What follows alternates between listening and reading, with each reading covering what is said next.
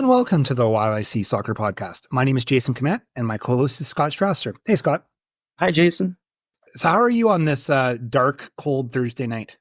I'm okay. Looking forward to the weekend. I still have almost all of my Christmas shopping to do, but I have Monday off, thankfully, and I'm hoping to get a lot of it done then when the crowds are maybe a little less chaotic than they would be on a Saturday. Meant to get all that done last weekend, but came down with a bit of flu and was confined to my bed for a lot of the weekend. But no, I'm rambling a bit, but yeah, I'm doing well. How about you?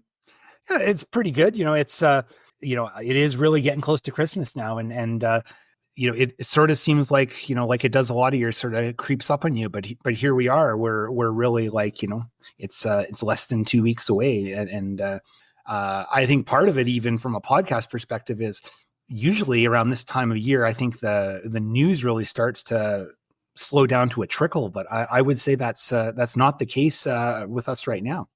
No, we've got another full lineup of topics to talk about, which is really exciting. You and I have been talking, and this will be the last episode of 2024, most likely, unless something really huge happens between now and the new year. So I'm excited to go out with a bit of a bang. If you are a new listener to our podcast, though, on the season finale here, Scott, what is the YYC Soccer Podcast all about? The YYC Soccer Podcast is pretty self-explanatory, but we focus on soccer in Calgary at the amateur, collegiate, and professional levels, talking about the teams and the players from the city's soccer community, all the way from the minor and amateur leagues up to the post-secondary and professional level. And this week, our topics will include a few different things about Cavalry FC, including the Champions Cup draw, some roster updates, and then right before we recorded here, there was the Canadian Championship draw. We'll talk about the new signing for the Calgary Wild. There's some League One Alberta news we're going to touch on, and a couple of NCAA updates, and we have an interview this week. Who's our interview with, Scott? Yeah, we actually got to interview two people from Calgary Villains Soccer Club related to that League One Alberta news that you referenced. So excited to run that one for our listeners. Sounds good. Well, we'll start off right now with the latest news from Cavalry FC. Hey, this is Mason Trafford, and you're listening to the YYC Soccer Podcast. Yeah, lots of Cavalry topics to talk about tonight, including the CONCACAF Champions Cup draw. We learned just a few days ago that Cavalry will play Liga MX side Pumas in the first round of the Cup, which is quite the exciting draw. Yeah, the couple matches in February, and it's going to be pretty interesting. I think, last year, Cavalry was in this tournament. They played Orlando, and, that was a good test, but all due respect to Orlando, Cavalry had played MLS sides before, so it wasn't the first time for that. But this is a completely different level. It's a pretty daunting opponent, if I'm being honest. I didn't know much about Pumas, to be honest, and I don't watch any Liga MX. So I did a little bit of research into the club, looked up some of their players, watched videos from their YouTube channel, that kind of thing. Cavalry is going to be in tough. No matter who Pumas fields, I think it's going to be a really, really unlikely victory for Cavalry, similar to Orlando last year. I think this is definitely more about building experience and continuing the Cavalry FC story. But yeah, let's talk a little bit about this opponent of theirs. Pumas has lots of history. They're 70 years old, I believe, if not older. They finished in fourth place in Mexico's Liga MX Apertura recently with a 9-4 foreign record, and they have lots of players with international experience. They're a big club, and when you think about Mexican clubs, I think probably the two that most people think about off the top of their head is Chivas Guadalajara and Club America. I think, but Pumas would probably be, from a fame and reputation standpoint, right sort of on the next tier, right below those couple of teams. Yeah, they're also like Club America, based out of Mexico City. They don't play at the Estadio Azteca, which is a massive 120,000 capacity stadium or something like that. But nonetheless, I mean, they play at the old Olympic Stadium in Mexico City that was built for the 1968 Olympics. It's a 72,000 capacity ground with a track around it. Very old, but lots of history, and it's going to be pretty cool to watch Cavalry FC players walk out onto that pitch in a couple of months. Yeah, it's going to be big. Do you want to talk about, I know you did a little bit of advanced research about some of the players. Do you want to toss some names out there? I'm certainly not too familiar with any of the details of these guys, but go for it if you want. Yeah, and neither was I, which is why I wanted to do this. But I just went through maybe half a dozen or so players. So the ones that kind of stuck out to me, Cesar Huerta, he has 15 caps for the Mexican national team. Piero Quispe, who has 12 caps for Peru. Leonardo Suarez, who's an Argentinian, started his career with Boca Juniors, but spent a lot of time in Spain with La Liga clubs such as Villarreal, Mallorca, and Valladolid. Rogelio Mori, who has 17 caps for Mexico. And then last one I wanted to mention is Ruben Duarte, a defender, spent lots of years in Spain with Espanyol and Alaves, playing in the first and second divisions. Also played lots of games for Spain's various youth programs. So this is the caliber of competition that Cavalry could be up against come February.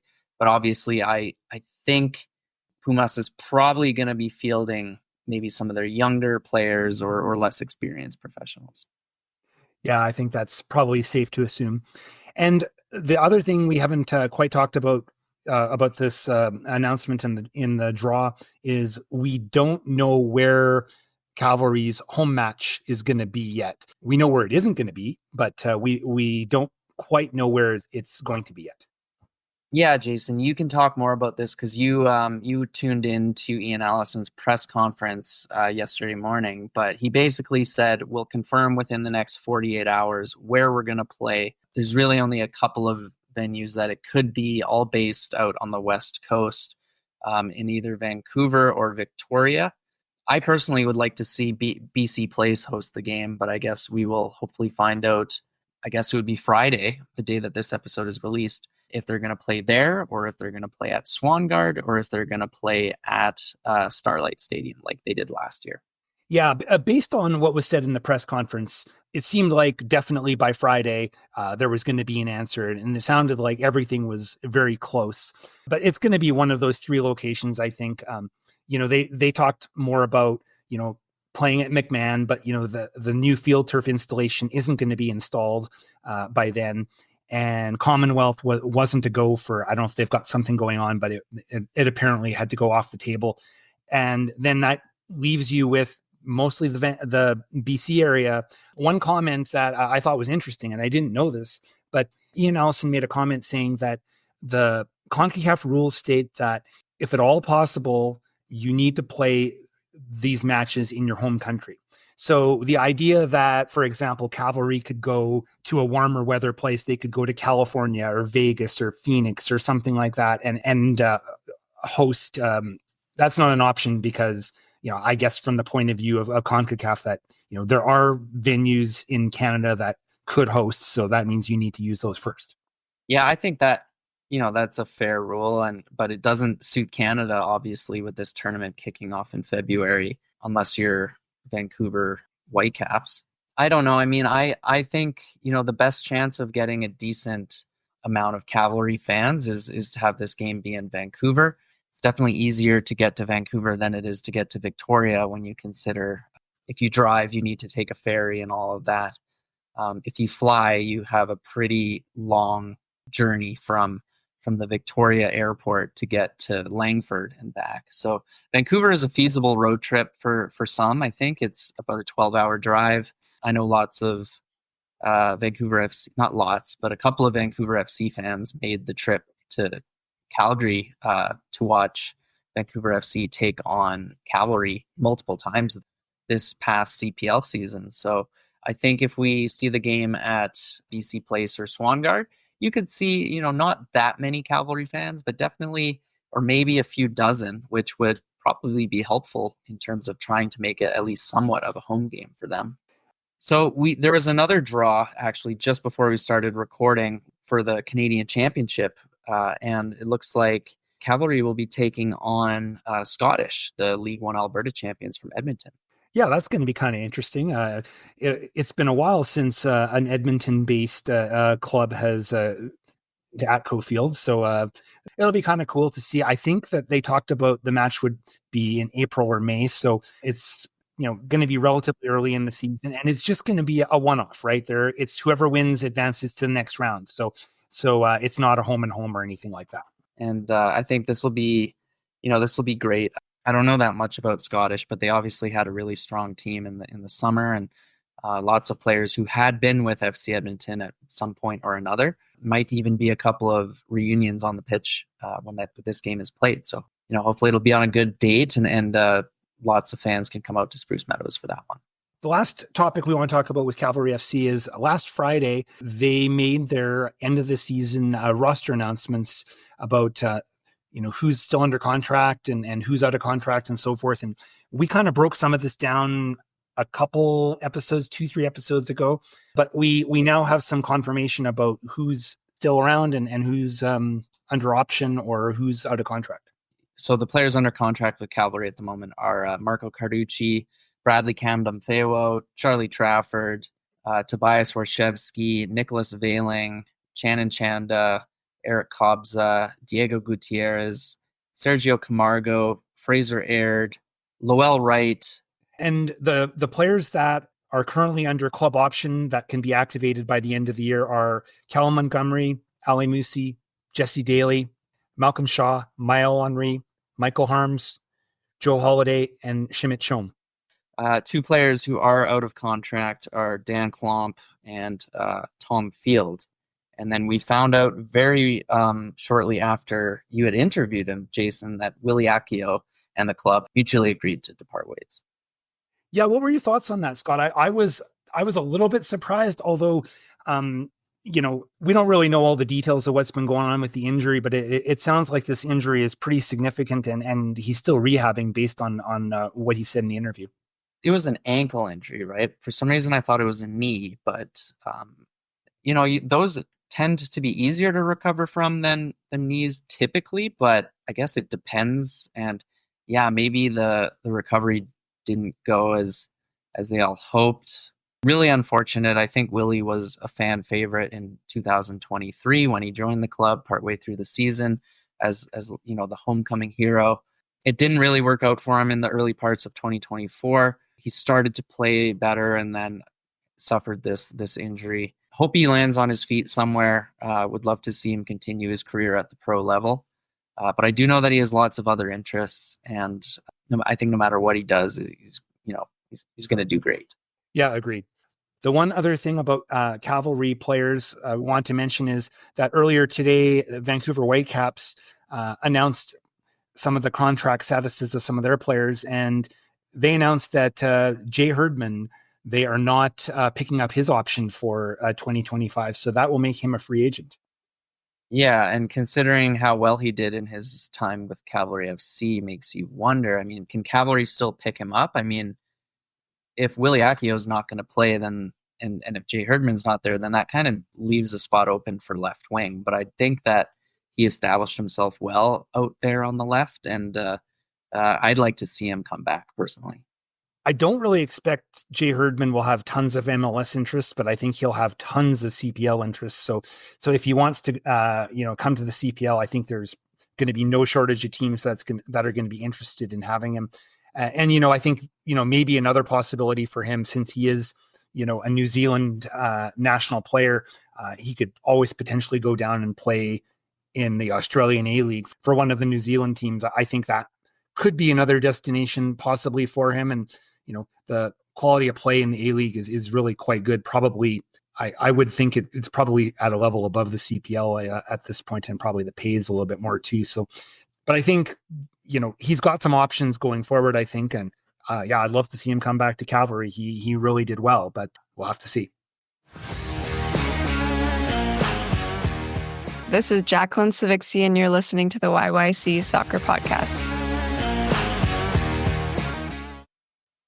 All right, Jason, it seems like Thursday morning is the Calgary Wild's favorite time to release new player signings, which really works out for us because it adds another thing for us to talk to every episode.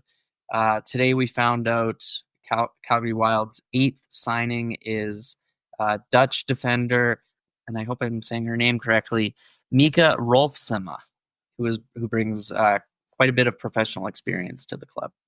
Yeah, she's a left-footed center back, and she's played in several countries. She's played in Denmark and Cyprus and the Netherlands, and she does have some connections to Calgary. She did play for Foothills in the UWS back in 2021, just for a few games. So she is familiar with Calgary, and she also has connections with Calgarian players specifically. Like we've interviewed Kaylee Books on the podcast, and she's signed with the Wild a couple weeks back. They played together at Rice University, and they also played together at Treaty United in Ireland this year. Yeah, and as you mentioned, her past ties to Calgary as well, played for Foothills UWS in 2021. What I noticed about her is that almost everywhere she's been a 90-minute player. So she's that player who seems to keep fit, doesn't get injured, and has an important role at center back to the point where coaches don't want to take her off. She also has a little bit of international experience at the youth level, quite a while ago now, but she did play for the U19 Netherlands women's national team at a couple of tournaments. So, good caliber and good resume to be coming to Calgary Wild next season, in 2025. A center back who consistently plays 90 minutes, that's something every team needs. What is it with Dutch center backs who come to Calgary and do well? Hey, I think that... Oh, nice connection. I never even thought I don't have anything. You can take that out or I can do it. Oh, no, I like that. That's funny. This is Marco Carducci, and you're listening to the YYC Soccer Podcast.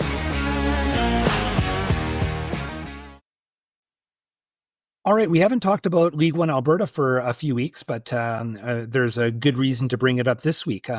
There was an announcement that we have another entry into the 2025 season, and that's a local club, Calgary Villains. Yeah, this was, I think they teased it first, and it wasn't the biggest surprise that Villains wanted to join League One Alberta, but it's great to see. That's now 8 clubs, I believe. And they're going to have teams in both the men's and women's divisions. It makes sense, I think. They're building a new dome, which our interview guests talk quite a bit about. But they're a long-serving club in Calgary. They've been around since the early 1980s. They have more than 2,300 players registered across all ages. So I think that they're the kind of club that they're a good fit for League One Alberta and what they're trying to do. I think when you look at the success of League One Alberta, I think that other clubs have been paying attention and monitoring, and maybe everybody didn't want to jump in right off the bat. And Villains took a little bit of a measured approach.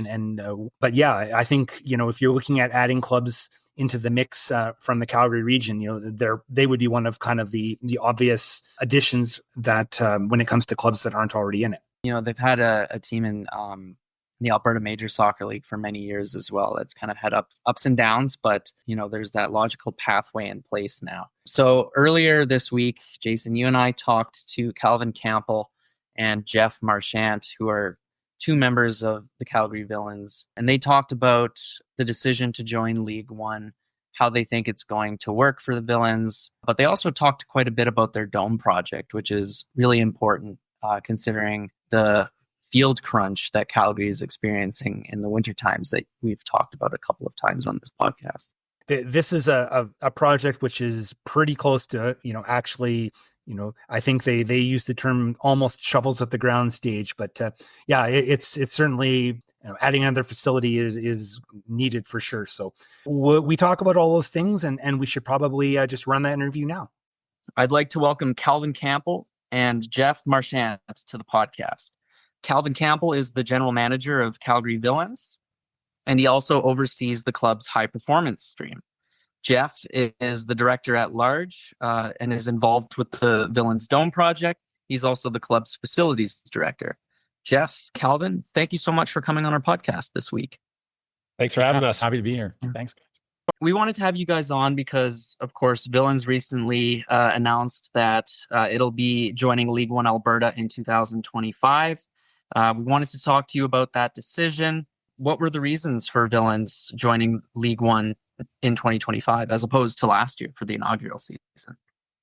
Yeah, so we actually we didn't put an application in the inaugural year. We kind of looked at our club. We had opened a training center. We were in the process of opening up a clubhouse, and looking at where we were as a club, we wanted to make sure when we made the jump, we were ready to handle kind of that next step. And so we took some time, about 16 months really, to go through the application, get some of our ducks in a row early on, so that when we put that application in, we knew we kind of had everything lined up. We made the decision kind of early in the new year that we would apply for it. And when the application came up, we were kind of ready to go, and, very fortunate, lucky to get into the league for 2025. When you talk about, reasons for entering the league, I guess, what would you say the primary reasons that Villains wanted to enter League One Alberta? And do you think it's vital to helping retain top players, for example, and have that high performance pathway? Yeah, I mean, I think it's two-part. I mean, you're bang on with the first one. I think the reality is you want to have your players in a pathway as long as possible in your club if you can continue to provide that. If not, they're going to look at outside programs. And the second part of it is also helping the soccer community as a whole and just being another option for kids in the city to play at that high level. I think the more programs you can get meeting those requirements and getting into it, the better our soccer in this province is going to be. What challenges do you think you'll face coming in as the new club, going up against the likes of Blizzard, Foothills, Cali Southwest United, the Edmonton teams? Obviously, Villains is a long-serving club in Calgary, but what's the hardest part about joining as the new guys? Yeah, I mean, I think the reality, what everyone's going to look at is going to be the roster makeup. And, you're going to have some consistency and continuity between the clubs that were in the previous season. And we recognize that. So I think the fun part for us is getting that right mix for our program and getting a good competitive group out there. And I think it's also just working within the league and the structure and what they're doing and understanding the day-to-day operations of how it functions. A lot of that work we're going to have to look at as well, how they do that. But yeah, we're very excited getting into it and being as competitive as we can. I think that's the big thing. You've had this lead time kind of getting ready to put in your application and then getting it approved. So still have several months to go, but can you give us an idea of kind of what you have planned? Like, do you already have like coaches in place, soccer ops? Like, how far down the road I'm guessing you might not have all that information that's all able to be revealed today, but how far down the road are you on? Yeah, so we're 7 days out from getting announced, actually, which is kind of interesting. It's been an awesome week for us. But the reality is we've done a lot of work behind the scenes getting to this point. We kind of put the application in with the assumption, we're going to get this license, so let's be ready to go after this. And so we've got pieces. We're fortunate in our club. Our technical director is the highest certified you can get. He's got a UEFA Pro national license. And so part of that is he's going to definitely be at the top of the pyramid working with these programs.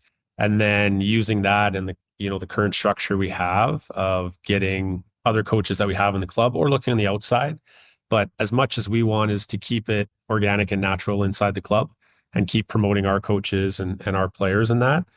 So we've looked at that. We're looking at sponsorship. We've got a good membership base that want to help the club and help this program. They're excited that their kids get to be a part of it at one point. And so kind of all of those things, we've got a big drawing board that's got all the things and trying to start knocking them off the list now. Because like you said, we're 5 months out.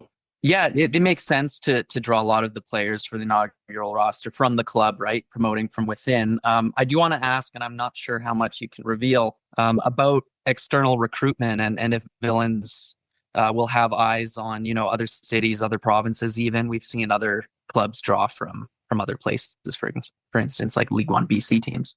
Yeah, I mean, the rosters, it's a great league for that. And looking at how the makeup of other programs, getting kids from other universities, other pathways, that's what we want. we've got a lot of alumni playing in other programs, other universities inside and outside of the province that have already reached out to us, which is really nice, just to get information, right? And see what our kind of goal is and what we're looking at doing with launching it. So the short-term answer is yes, we are looking at obviously outside of the club a bit, but we really do want to push our players as much as we can within the club and our graduating alumni to work with them to come back to kind of mix that youth and that, experience at the senior level. On the men's side, Villains has had a team in AMSL. How will an AMSL club and a League One Alberta club, how will they mesh together in the pathway? Yeah, so I was fortunate enough. I played 15 years in that major league program in the club. And so it's, part of why we wanted this League One is to have kind of that top level, that pro-am level, and then also have a really strong reserve team in that major league. Because the reality is not every kid coming out of the youth program can jump to League One. They need to have a home as well. And so the reality is trying to make a player pool of 35 to 40 kids in both those levels playing and training together as much as possible, and then having that play up opportunity and that motivation to see what that next level is. And those younger kids coming in, give them a sniff of that major league. And then, hopefully some of them can make that next step, be it either through the season or we kind of monitor them looking into the next year with those guys. What did you make of League One last year? I'm sure you guys were watching with a lot of interest. The games are great. I mean, the atmosphere is great. It's good to see top talent coming back to the province and playing. That's really what this is about, is not to get them to leave our province if we can provide that top experience. And so I think, part of it now, I'm sure the programs that were in it are going to do that much more on game day and that experience for the fans. I think the big component looking at is, how do we fill seats? How do we get as many people watching it, as many young kids coming out to these games and looking at this as I want to be here in 3 years, 5 years, whatever that time frame is. I think that's really one thing that we want to stress is that game day experience, not just for the players, but also for the fans coming to watch. But it's good soccer. It's fantastic, and hopefully we can provide and match the experience everyone's going to do. Do Villains have sort of a specific plan in regards to like a home venue, or where are you at with that? Because, I know we're going to segue and talk about the Dome here maybe in just a bit, but what about for these League One games? Like, what are your plans right now? Yeah, so obviously we'll get into the Dome in a sec. That's definitely an avenue that we'd like to have home games because it's going to be tied into our clubhouse, and the amenities and what we offer in our clubhouse on game day is going to be top notch, which we'll talk about here in a sec. The reality outside of that is we've talked to a couple of venues in Calgary to make one of them a home for the summer, which a lot of clubs are going to be talking about. Broadview's a big one. It's the best grass field for sure. And we looked at a couple turf options as well to do a partnership with that we can make sure that we can provide not just the soccer part of it, but going back to the amenities, the experience, fans, how many they can fit. So we've got a couple options depending on when the Dome's completed, when we get games into that. But we've been working on plan B as well. Yeah.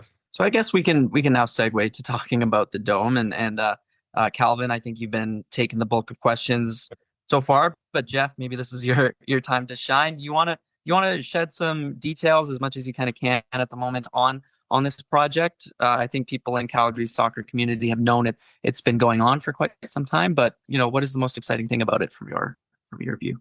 Yeah, there's a long list there. I mean, we started this project. I started working on it probably almost 2 years ago, and if you'd asked me then if we were going to be building this dome at some point, I wouldn't have been super confident, but you take a little bite as you go through this, and all of a sudden our permitting's in place. We've got support from partners around us, the community around us. We've got really good input and just a really strong desire to see this thing built. There's a lot of interest, a lot of talk right now about the shortage of facilities and field space in Calgary. And here we have a ready-made project. It's shovel ready basically at this point. And we're looking to get that started here as we enter the new year so that it's up and running probably mid to, I'll say later next year in the summer. So it's, for me, it's super exciting to actually get to this point. We've had endless people tell us why this is not going to happen and why we won't do this. And I guess it's fair to say that we probably had our reservations along the way, but like I said, just you keep at these things and one door closes and another one opens.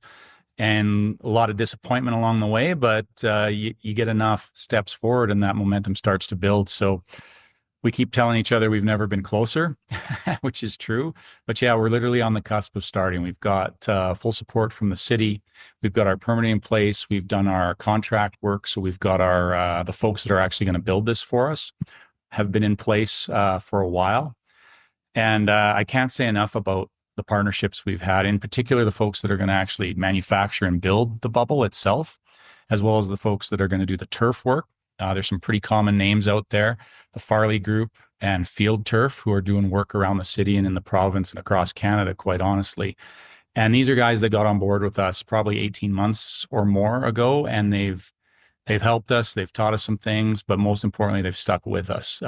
We've got pricing that they're working with us on. We're a not-for-profit group. They're trying to do everything they can to help make this work, and they've been at it with us for, like I said, almost 24 months now. So it's super exciting to get to this point. We have lots of conversations about, geez, I think we're really going to do this.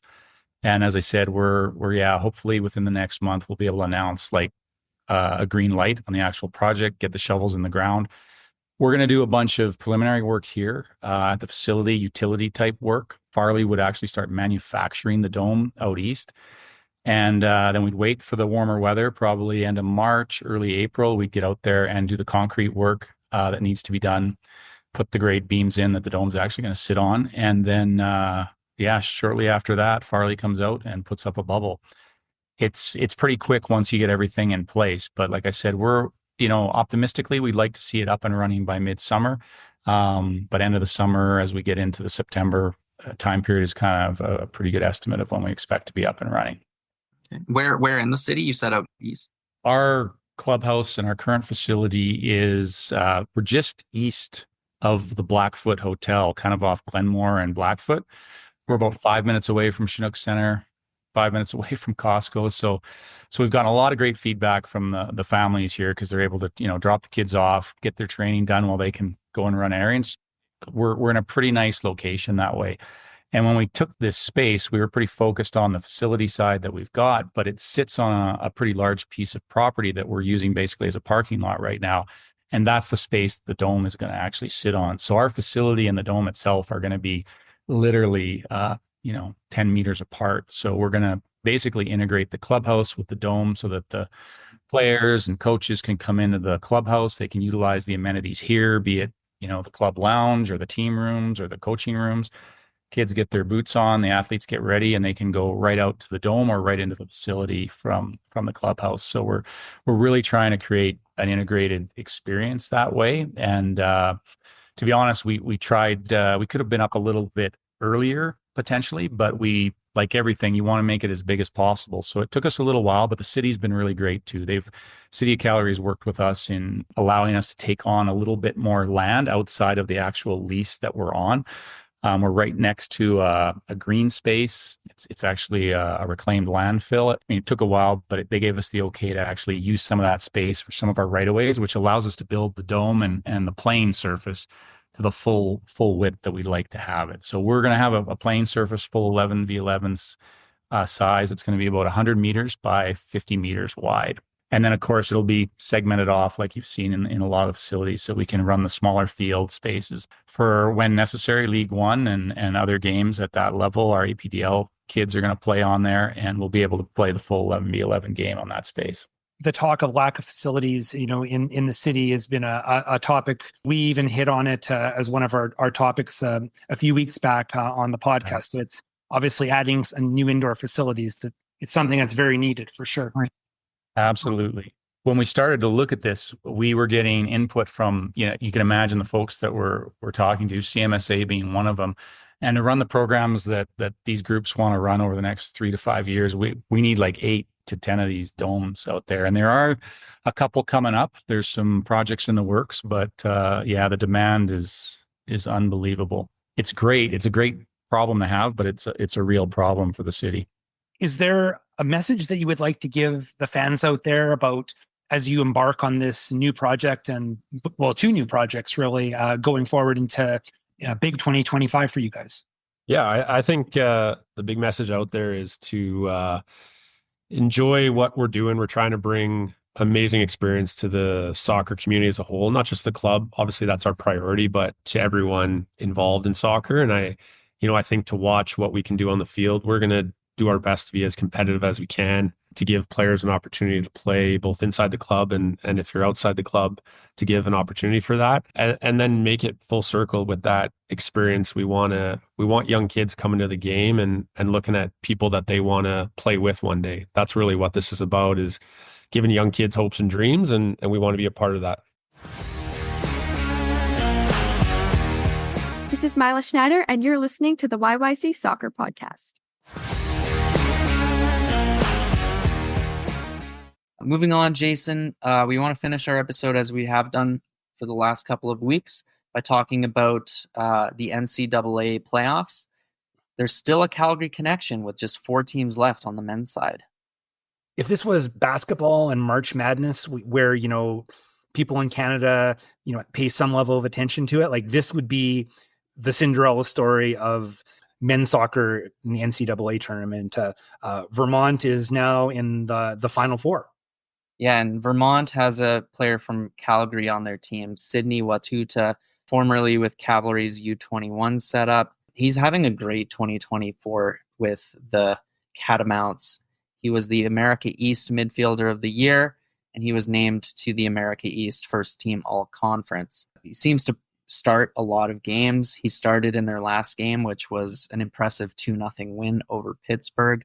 Their playoff run has been phenomenal, and they've had some adversity to face, considering a lot of their games have been on the road, including this one.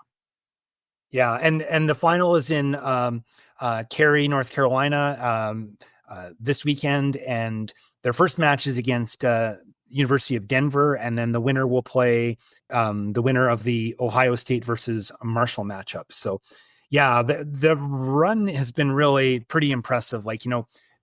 Pittsburgh was ranked 4th, Hofstra was ranked 5th, San Diego was ranked 20th, and now they're up against number 2 Denver. So yeah, it's been quite a magical run for them, and it's pretty cool to see. And we really didn't spend a lot of time talking about men's college soccer in the States this year, but this has been kind of a cool story to follow the last month or so.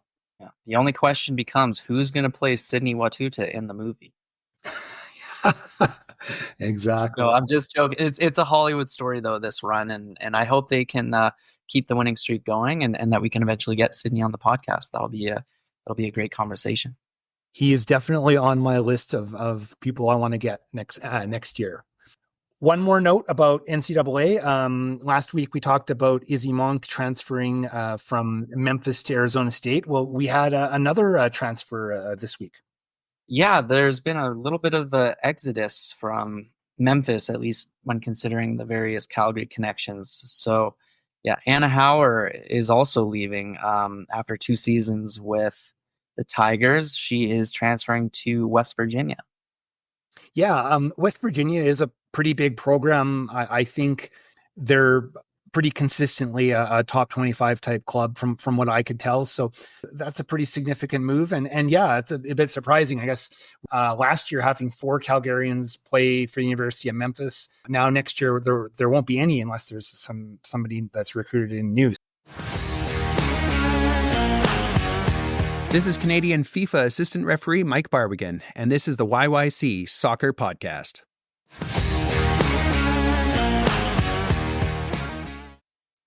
All right, Jason. So finishing off, I guess what you would call season 2 of our podcast, just a couple of quick mentions about some other Calgary-related soccer news. Found out that former podcast guest Vikram Virk, who was recently with Cavalry FC in an assistant coaching capacity, he's moving on. He's going to reconnect with his former boss, Pa Modou Ka. They were together at Pacific FC. Pa Modou Ka was recently named the new head coach for Phoenix Rising in the USL Championship. And Vikram will be joining him as his assistant coach. So that's a good move up for him for sure. So we wish him all the best. The other thing we wanted to mention right before we started recording, I did notice this, that Bim Pebble is continuing to score a bunch of goals in the National League. Yeah, he's having a great time playing on loan for Southend United, the club that are called the Shrimpers, which is the best nickname. This goal was crazy. Hey, I saw you shared it on our X account, but he got the ball very close to the halfway line, had a lot of work to do, but managed to dribble all the way into the opponent's box and then curl a shot with his left foot into the top corner. Yeah, he seems to have really found his footing at this level of the English football pyramid, to the point where you think, okay, he's ready to step up to, at the very least, the 4th division, I would say. Yeah, I don't know how these loans work and how possible it is that, you hit a point where they bring you back and move you up. But yeah, he's had a really solid season there. And you would think that if the right opportunity came up, it would be nice to see him move up a league, or, well, who knows, even maybe 2, but one for sure. So as we mentioned in the first segment of the podcast, right now the plan is this will be our last episode of 2024.